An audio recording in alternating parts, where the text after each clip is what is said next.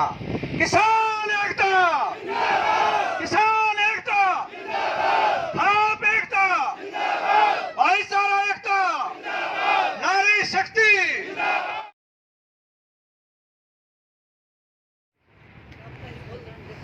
बहुत ही आदरणीय आज का अध्यक्ष मंडल बहुत दूर से चल के 2004 से जब जाट लुटेरा शब्द NCERT किताब में छपा था, उस आंदोलन में हम भाई साथ थे। कोई भी समाज का जो कोई काम होता है, कोई बात होती है, तो एक दूसरे से मिलना जुलना होता है। तो भाई का स्टॉल प्लाजा पर पूछने का भाई का स्वागत, हार्दिक अभिनंदन और भाई का धन्यवाद।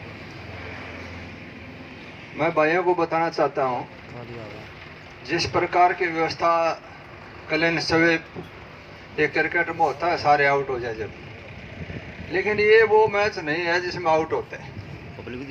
आज तक किसान आउट होया ही नहीं। किसान ने तो दुनिया को आउट किया है और इस सरकार को आउट करने का भी श्रेय आप लोगों को बहुत जल्दी मिलने जा रहा है। 2 तारीख के बाद में भाइयों को रिजल्ट देखने को मिलेगा। 11 तारीख की जो पंचायत थी, पंचायत होने के बाद शाम ने बुखार हो गया। दूसरा दिन टेस्ट कराया तो पता चला कोरोना हो गया। कोई तकलीफ नहीं, कुछ नहीं, लेकिन एक गाइडलाइन थी, उसके अनुसार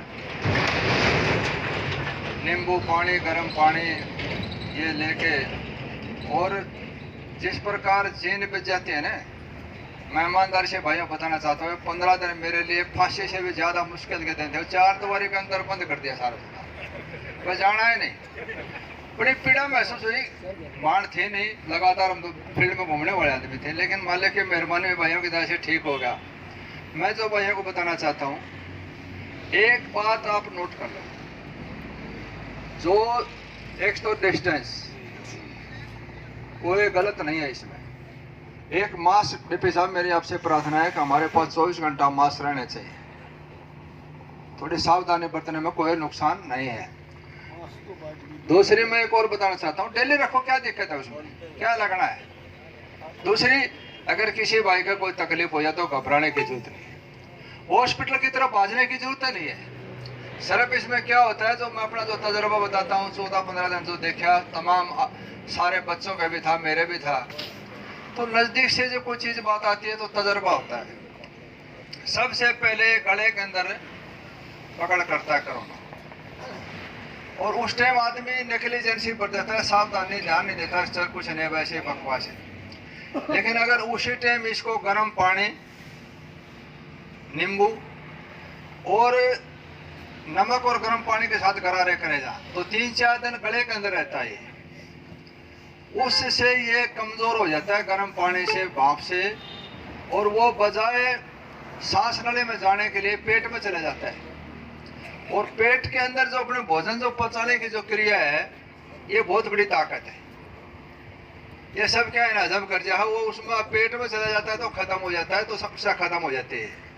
लेकिन क्या होता है, जब गले के अंदर होता है, जब हम लापरवाही बर जाते हैं और वो सांस नली में चला जाता है, और सांस नली में इकट्ठा होने के बाद में सांस नली जो श्वसन क्रिया है उसके अंदर रुकावट पैदा कर देती है, वो जो ऑक्सीजन नहीं जाती है। अगर उस टाइम ऑक्सीजन नहीं मिलती तो चाहे जवान हो चाहे बूढ़ा हो, उसने लेके बैठ जाता है, क्योंकि काली बाजारी है, न सिलेंडर है, न दवाई है, कुछ नहीं है, सवाए करोड़ झूठ के कुछ नहीं, नीचे से लेकर ऊपर तक। जब हमारे बुजुर्ग कहते थे, गाँव में भी थी, ऊपर भी थे, फलाने ने कह दिया तो उस बात की वैल्यू होती थी। अगर फलाने ने कह दिया तो बात का धनी है, उसकी बात में दम है। छोटे हम थे जब, आप हमारे से पहले पंडित लक्ष्मीचंद का सांग देख के आते थे, और सांग देख के आते थे तो वही सांग का जो नाटक होता था, वही जो रागनी होती थी, वो आड़े पाड़े जाते थे, गाते थे, सुनते थे, प्रचार करते थे। एक माध्यम था, सिस्टम था। फिर उसके बाद में पिक्चर चली, पिक्चर के अंदर जो हीरो रोल अदा करता था, हीरोइन जो रोल अदा करती थी, हमारी माता बहनें उस कोशिश करते थे, और जो हमारे जो भाई जो देख के आते थे वो हीरो का रोल अदा करने की कोशिश करते थे, अपने आप को धारने की विश्वास करते थे। लेकिन इसके बाद कोई देश का प्रधानमंत्री 2004 का आपने पता है, अटल बिहारी वाजपेयी ने, राजनाथ कृषि मंत्री था, और इन सरकार ने ढीलापन कर दिया, लोगों ने, व्यापारियों ने गेहूं इकट्ठा कर लिया जिस प्रकार ये गोदाम बना रहे इस प्रकार। तो अटल बिहारी वाजपेयी ने कहा कि भाई गेहूं की शॉर्टेज है नहीं, ये तो गोदाम में भर लिया लोगों ने, गरीब आदमी लूटने का काम करा। इधर राजनाथ बोले क्या, बोले एक स्टेटमेंट दे दे आप भाई ऑस्ट्रेलिया से 10 लाख मेट्रिक टन गेहूं मंगा रहे हैं। उन्होंने बोला जी मंगा तो नहीं रहे। बोले तो देश का कृषि मंत्री है, तेरे जबान ही कोई वैल्यू होनी चाहिए। उसने कहा कि कल अखबार में दे दे 10 लाख मेट्रिक टन गेहूं ला रहे हैं। तो लोगों ने गोदामों में ब्लैकमेलिंग कर रखी थी, वो रोड को ऊपर फेंक, तो 1100 पकड़ा था, 500 मिलने वाला कोई नहीं मिला, क्योंकि उसकी वैल्यू होती है। एक आदमी, जिम्मेदार आदमी मुंह में से निकालते उसकी कदर होती है। लेकिन आज देश का बेड़ा गर्क हो गया, आप किससे भरोसा करें? नीचे से लेके ऊपर तक कोई भरोसा करने वाला, कोई अधिकारी, कोई कर्मचारी, कोई व्यापारी, कोई भी एक जिम्मेवार आदमी नहीं जिसके ऊपर भरोसा किया जा सके। देश का बेड़ा गर्क हो गया। और सबसे ज्यादा गिरावट ये हुई कि जिन आदमियों के हाथ में कमान आनी चाहिए थी वो आई नहीं। जिन्होंने कुर्बानी दी आधे ज्यादा तो फांसी टूट गए, कोई बचे खुचे वो जेल में सड़की मर गए, कोई का बचाए लेता लोगों ने मार दिया। जो 500-700 जो रजवाड़े थे, जो भाइयों के नाड़ काटते थे अंग्रेजों से, जो जुल्म उनके लिए जुल्म करते थे भाइयों के ऊपर, वही आदमी राजनीति में आके आ गए। और समाज ने भी गलती कर दी, उन्हीं आदमियों को हमने बड़ा मान लिया। इज्जतदार आदमी की इज्जत करनी छोड़ दी, पैसे वाले को बड़ा मान लिया। आज जो हालात परिस्थिति है उसका परिणाम जो दुख की घड़ी है, नीचे से लेकर ऊपर तक लोग तड़प रहे हैं, मर रहे हैं। जिसको जरूरत नहीं है सिलेंडर का, वो सिलेंडर उठाया जा रहा है, और 20-20, 30-30 एक हॉस्पिटल के अंदर ऑक्सीजन के कारण मर रहे हैं। इस हालात परिस्थिति में जो पैसा कमाने की सोचता है, उसने भी पता है कि तेरा भी नंबर आ रहा है, और फिर पैसा कमा रहे बेईमानी कर इस हालात में, तो वो इंसान नहीं है, वो अमान है। इसलिए जो प्रवृत्ति बन गई नीचे से लेकर ऊपर तक, इस पैसे को महत्व दे दिया, तमाम पैसे की तरफ भाग रहे। उसी का परिणाम समाज बेड़ा गर्क हो गया। हमारे तो बुजुर्गों से सुनते थे, हमारे बहुत से बुजुर्ग बैठे हैं, काल पड़ते थे लोग, अगर अंडे में धड़ी दाना होता था तो भाइयों में बांट के खाते थे। 150 दूर गांव की बहन बेटी मिलती थी तो 100 रुपए सुकून देकर महसूस करते थे हमारी बहन है। आज सारा बेड़ा गर्क हो गया। इसलिए जरूरी है बेहतरीन समाज बने, हम एक दूसरे के सुख दुख के साथी बने, एक दूसरे से कंधे के कंधा मिला के इस दुख की घड़ी में कैसे बचाव किया जाए, ये समाज हमारे ऋषि मुनि ने त्यागी तपस्या ने बताया था। लेकिन हम उस चकाचौंध के अंदर पड़ गए, नीचे से लेकर ऊपर तक पैसा पैसा लाओ पैसा, भाई पैसे के लिए भाई काट रहे भाई को, पड़ोसी का काट रहे, मेरी डकैती मेरे मर्डर हो रहे हैं, कहाँ जा रहा है समाज। इसलिए मेरी भाइयों से प्रार्थना है, मैं फिर दोहराना चाहता हूँ, ये प्रेरणा ले लो कि हम भाई हैं सब, एक ही रंग, एक ही रूप, एक ही शक्ल, एक ही सूरत, इंसान इंसानियत है, सबको साथ लेके चलो। जिस प्रकार एक बार खोटी चमन्नी चल गई, सारा बाजार बंद कर दिया, पुलिस ने पकड़ के चला, वो भाज लिया, बोला चल गई, बोला गोली चल गई, लाठी चल गई, बोले पुलिस ने पकड़ा, बोला मेरी खोटी चमन्नी चलेगी। ये जब तक जाति पाति का जहर रहेगा, मजहब धर्म का जहर रहेगा, इनकी खोटी चमन्नी ऐसे चलती रहेगी। इसलिए परमानेंट इनका अकाउंट बंद करना पड़ेगा। चमन्नी की अठन्नी में कितने नहीं चले, वो रोज जब नहीं चलेगी जब हम ये साबित कर देंगे कि हम सब भाई हैं, इंसान है, एक ही रंग, एक ही रूप, एक ही शक्ल, एक ही सूरत, इंसान इंसानियत है। अगर वो बात समझ में आ गई तो दुनिया की कोई ताकत नहीं। मेरे भाइयों से प्रार्थना है, डीपी साहब थोड़ा सा इसको पंडाल को और बढ़ाओ, और अपने साथ कल से ही 2-2 4-4 2 ताश खेले। मेरे भाई जो आवाज सुने, उनसे भी प्रार्थना है, भाइयों के बीच में आने का मजा ही कुछ और है, इससे बड़ा कोई आनंद ही नहीं है। भाइयों के साथ जीना और भाइयों के साथ मरना। अगर कोई पीड़ा हो तो कम से कम आत्म संतुष्टि तो है, आत्मा की भूख है, शांति मिलती है शुभ कर्मों से, अच्छे कर्म करने से, भाइयों के साथ रहने से लास्ट में शांति मिलती है। और जो भाई नेता लोग बने घूम रहे हैं, ये झूठा जो ड्रामा कर रहे हैं, कुछ नहीं सो रहा सोता, आना भाइयों में पड़ेगा। 2 दिन बाद भी सरकार कह रही है कि हम तैयार बैठे हैं। मैं ये कहना चाहता हूँ कि सरकार जब तैयार बैठी है तो क्यों नहीं जनता के बीच में आ रही? 11 बार मीटिंग कर ली तो 12वीं करने में क्या दिक्कत है? सरकार ने जनता के बीच में आना ही पड़ेगा, चाहे कल आ जाओ, जितना लेट हो, सरकार की जिम्मेदारी है। बगैर भाइयों के बीच में आए बिना कोई समाधान नहीं है। इसलिए सरकार ने भाइयों के बीच में आने की इनकी बात को सुन के और इस समस्या का समाधान करना चाहिए।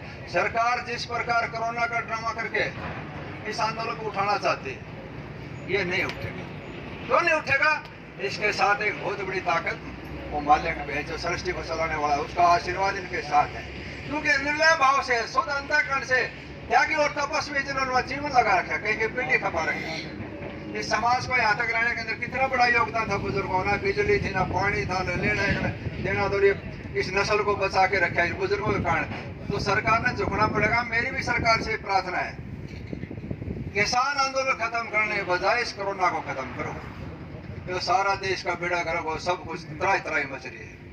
किसी के पास कोई दवाई नहीं, ऑक्सीजन नहीं, वेंटिलेटर नहीं, हॉस्पिटल में चले जाओ जगह नहीं, शमशान घाट में चले जाओ दफनाने जगह नहीं।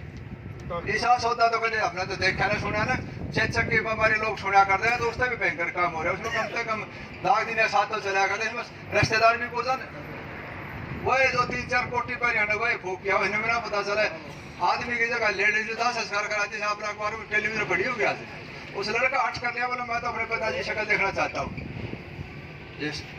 कपड़ा ऊपर से हटाया तो एक लेडीज का चेहरा उसका, वो डरता शील करती है, रखती है, कुछ पता नहीं चला क्यों हो रहे। तो जहाँ ऐसी हालत परिस्थिति बन गई, तो सरकार ने इस आंदोलन खत्म करने के बजाय इस आंदोलन की तो समस्या का परमाणु समाधान करे। तीनों कानून वापस करके चौथा कानून लाके किसान भाइयों के बीच में बैठ के, जहाँ देश का समाज का भला हो, सरकार का भी भला हो, हम नहीं चाहते। लेकिन इस कोरोना की आड़ लेके इस कानून को खत्म करने के बजाय कोरोना को खत्म करे। 1 साल का इनके पास टाइम था, 1 साल तक ये खत्म कर सकते थे। इन्होंने इंजेक्शन बना लिया, कुप्पा हो गया फूल के, हमने इंजेक्शन बना दिया, जरूरत नहीं पड़ेगी। लेकिन इंजेक्शन के साथ साथ कितने वेंटिलेटर की जरूरत थी, कितनी ऑक्सीजन की जरूरत थी, कितने हॉस्पिटलों की जरूरत थी, कितने बेड की जरूरत थी, उसकी तरफ ध्यान ही नहीं। इसलिए आज नीचे से लेकर ऊपर तक सारी त्राई मच रही है। लेकिन मैं एक जरूर भाइयों से प्रार्थना करना चाहता हूँ, ये समय पैसा कमाने का नहीं है, ये समय इंसान की मदद करने का समय है। अगर अपना रिश्तेदार, प्यारा, पड़ोसी, कोई भी अनबेतु अनजान आदमी भी अगर रोड पर मिलता है तो उसकी मदद करना हमारा धर्म है, ये इंसानियत है। इसलिए हमने इसको लेकर चलना है, सहयोग करना है। और अपने धरने पर इसी प्रकार बैठे, मैं केवल कल्याण सेवक की बात छोड़ो, आपकी तरफ को उंगली उठाने वाला भी नहीं है, गारंटी के साथ कुछ दुनिया की कोई ताकत नहीं है। इसी सरकार की लोकतंत्र के अंदर बल प्रयोग से लोकतंत्र को नहीं दबाया जा सकता।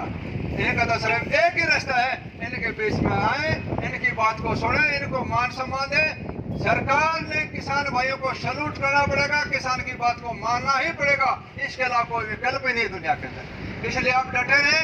और 2-3 नारे यहाँ कई दिन हो गए भाई आवाज सुनी बॉर्डर के ऊपर जाई, इसलिए मेरे भाइयों से प्रार्थना है, इतनी आवाज से बुलंद भाई चैल साहब को पता चले कि ये जो बागड़ी भाई बैठे तो पूरी दुनिया की निगाह टकरी कितना टोल के ऊपर। और चल साहब मुझे कहने में भी कोई संकोच नहीं है, सबसे ज्यादा यूनाइटेड अगर हिंदुस्तान में कोई है तो टोल कितना प्लाजा, चाहे रैली हो, चाहे पंचायत हो, चाहे ट्रैक्टर प्रदर्शन हो, और चाहे टिकरी बॉर्डर पर आप जाके देख रहे लगातार जो लंगर चल रहे भाइयों की सेवा में, किसी प्रकार का इस इलाके ने कोई कमी नहीं छोड़ रखी। मैं नमन करता हूँ, सैल्यूट करता हूँ भाइयों ने, आप लोगों ने जो मान सम्मान आपकी बदौलत से ही वहाँ भी जाते हैं, हम भी जाते हैं। भाई कहाँ से, सांगवान, टोल प्लाजा के तलाने से गर्व से छाती चौड़ी हो जाती है, वो सिर्फ आप लोगों की ताकत है। इसलिए आप लोग जो इस ऑक्सीजन दे रहे इस आंदोलन को, ये बहुत बड़ा काम कर रहे हैं। तो 2-3 नारे मेरे कहने से इतनी आवाज से लगाना, जहाँ से चैल भाई साहब आए उससे भी आवाज आगे जाना। किसान एकता, किसान एकता, आप एकता, भाईचारा एकता, नारी शक्ति। धन्यवाद। जय हिंद, जय भारत।